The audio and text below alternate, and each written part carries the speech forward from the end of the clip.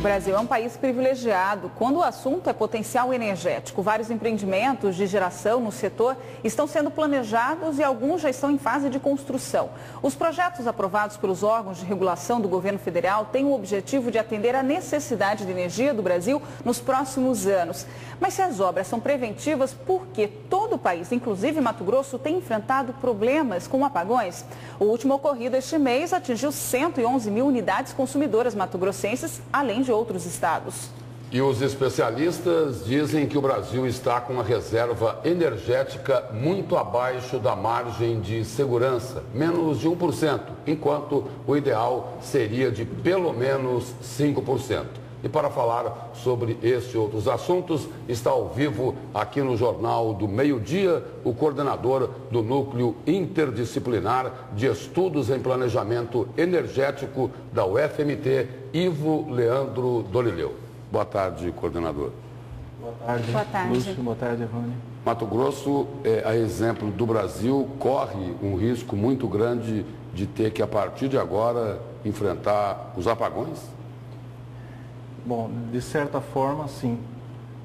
Nós temos duas posições aí. Uma de que o governo garante que há energia de sobra para uma eventual ocorrência de apagões. Uma outra vertente é a da sociedade institucionalizada, através de especialistas, de empresas de consultoria, que informam que o Brasil não investiu o suficiente no sistema elétrico para suprir as necessidades de crescimento da demanda. Quando a gente fala dessa questão de investimento, é geração, que aí é a construção de usina, ou a gente está falando também no investimento ali na rede, né? Trazer essa energia até as casas, até as empresas. Exatamente. Entre 2001 e 2011, o Brasil aumentou em 43% a sua capacidade instalada de geração hidrelétrica. Foi um aumento substancial e isso é reconhecidamente positivo. Somente que no nível de distribuição intrarregional as coisas não andaram bem. O governo de 2003 até agora pouco privilegiou a regulação do setor elétrico. Então isso foi fatal para o sistema. Nós tivemos aí 181 apagões entre 2011 e 2014, devidos quase que exclusivamente a falhas nos sistemas de transmissão e distribuição, embora o sistema de transmissão seja eficiente e seja suficiente hoje para abastecer o Brasil. Mas, professor, o governo de um lado diz que o país tem uma reserva suficiente. De outro, os especialistas dizem que essa reserva é bem abaixo do que estabelece, ou pelo menos as normas, a margem de segurança, que deveria ser de 5%, e hoje é inferior a 1%, é 0,84%. Onde está essa reserva, então, que o governo diz que tem? Exatamente. É um conflito aí de posições, de posicionamentos, porque o Brasil, vamos aí nos remeter na década de 1970, o Brasil tinha uma demanda muito menor e tinha grandes usinas em operação. E essas usinas eram com grandes reservatórios, a maioria delas no sistema sul-sudeste. E recentemente centro-oeste com as usinas de Tumbiara. O que essa curva de aversão ao risco tem que ser diminuída ou aumentada dependendo da demanda, é verdade que há um risco iminente. As usinas hoje, a sua maioria é a fio d'água. Então, os nossos reservatórios perderam a capacidade de regularizar a vazão e a energia natural afluente. Então, por essa razão, aumenta o risco. O senhor está falando aí também, a gente tem que lembrar do problema dos reservatórios no sul e sudeste, por conta justamente da falta de chuva. A questão é justamente guardar a água agora para utilizar no período de seca. E agora, como é que a gente fica? A gente vai ter Copa no meio do ano. O senhor acredita que por conta dessa falta de água para gerar, as termos vão ter capacidade de gerar o suficiente, a gente não vai ter apagão durante a Copa, no período que a gente começa a ficar precisando dessa água no reservatório? O Brasil, os seus reservatórios têm capacidade para armazenar de 3 a 4 meses e meio uma energia potencial. Quanto à questão de nós ficarmos numa situação crítica depois desses 4 meses, ela é também iminente. Só que o nosso sistema ele é hidrotérmico. Nós temos 30% de capacidade instalada em termoelétricas. E essas termoelétricas, hoje, que operam aí sem ou com contingenciamento, elas poderão operar normalmente e poderão suprir, sim, a demanda que virá, principalmente com grandes eventos. Mas aí, professor, tem um outro problema. Com as termoelétricas, aumenta o custo da produção da energia. E o governo disse que não vai aumentar a tarifa. Quer dizer, a tarifa ele só vai aumentar depois de outubro, é isso? Depois da eleição? Vai segurar até lá? A questão tarifária é crítica hoje no Brasil. O governo fez uma revisão tarifária em todas as concessionárias porque que não alguém vai ter que pagar essa conta. Exatamente. Infelizmente, o consumidor tem pago esta conta.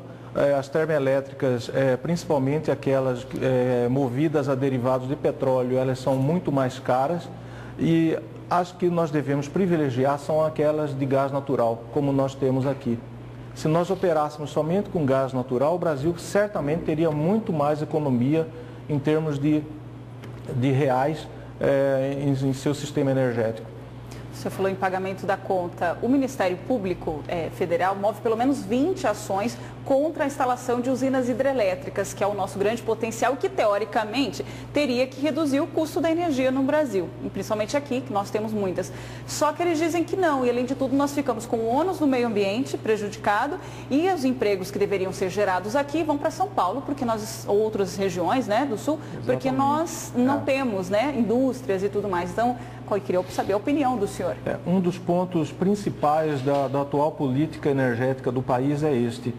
Há uma centralização excessiva pelo governo federal, há uma desregulação do setor, não consegue organizar as esferas decisórias no sistema energético como áreas de meio ambiente, áreas de executivas, áreas de planejamento. O que nós precisamos não consegue organizar as esferas decisórias no sistema energético como áreas de meio ambiente, áreas de executivas, áreas de planejamento. O que nós precisamos é essas esferas num só fórum, para que essas coisas aconteçam de forma ordenada. Então, este é um detalhe que o poder judiciário do país, que está muito envolvido com as questões ambientais, deve levar em consideração quando das suas análises. Nós temos problemas, soluções inadequadas para os licenciamentos ambientais. E qual é essa inadequação que o senhor se refere? Hoje nós temos estudos de impacto ambiental e relatórios de impacto ambiental talvez mal formulados. Eles não têm capacidade de expressar todo o efeito ambiental que um empreendimento hidroenergético ou termoenergético afetará ou não o meio ambiente. Esse é um dos pontos. Voltando a Mato Grosso, especificamente, na verdade, professor, a gente lembra que a CEMAT, ela passou por um período de intervenção que deve terminar agora daqui a abril, e justamente porque não havia investimento na rede, né? A energia podia até ser produzida, Mato Grosso é exportador Exatamente. de energia, mas falta energia, não havia manutenção desse sistema. O senhor acredita que agora, com essa nova empresa que vai assumir a Energisa, essa situação deve mudar? Eles vão ter tempo, por exemplo, para investir ainda este ano suficientemente? A questão das concessionárias e suas redes de distribuição, incluindo aí a instalação de medidores, por exemplo, aos consumidores, medidores eletrônicos, né?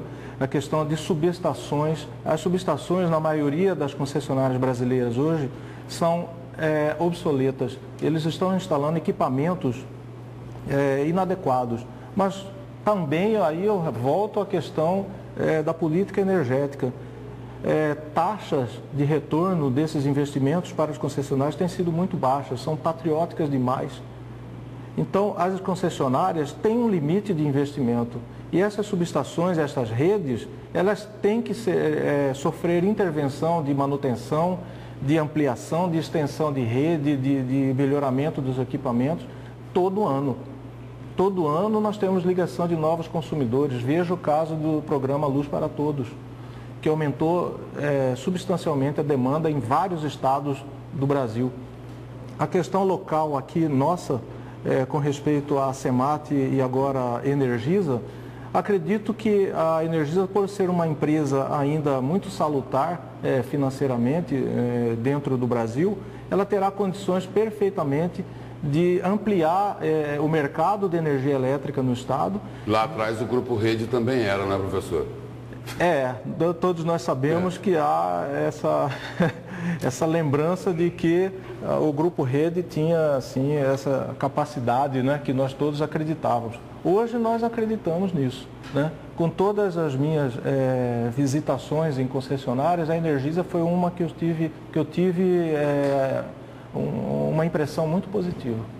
Vamos aguardar que isso se confirme na prática. Tomara, também espero que seja. Muito obrigado pela presença e pelas informações do senhor aqui no Jornal do Meio-Dia. Obrigado.